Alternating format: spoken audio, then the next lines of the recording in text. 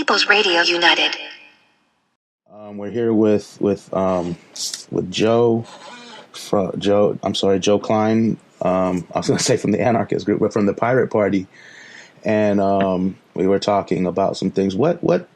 Speaking of OpSafe winter here and homelessness, what would the Pirate Party do to start helping with poverty? And I know earlier you mentioned some universal basic income. Yeah, universal basic income. But what would they do to help with poverty and homelessness? And can you go into that a little bit deeper? Like we have a well-formulated plan, which we don't. No. I mean, just philosophical wise, like why, what is there? Because I know these other parties, they don't care. They're going to keep feeding the rich people more and more money any way they can. Well, I believe that people have a fundamental right to have, a decent existence.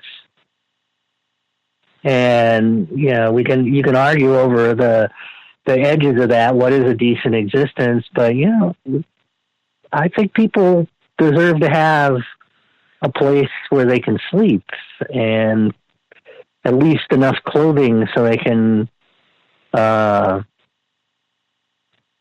well enough to go out and talk to other people, right? I mean, people, there are fundamental rights. I mean, the Pirate Party, at least the United States Pirate Party, has kind of harped on this idea that we should really accept the principles which are in the Universal Declaration of Human Rights. And if you read that, it talks about making a living wage.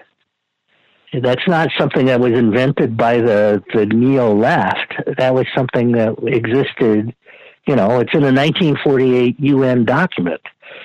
Yeah. That people should make a living wage. And supposedly, the United States wrote most of that. We didn't sign it because the McCarthy era was taking part, and we didn't want anything that threatened our sovereignty, including agreeing that human rights were important, apparently. Yeah. But that document is a nice balance between some of the principles, which has always been more socialist or even communist principles of people deserve certain things, and it's balanced enough so that it wasn't rejected by every capitalist state in the world too. So it's a nice compromise statement, but it also really does talk about things like that, like having a living wage. Everybody deserves a living wage. The Universal Declaration of Human Rights also includes a line about equal pay for equal work. I think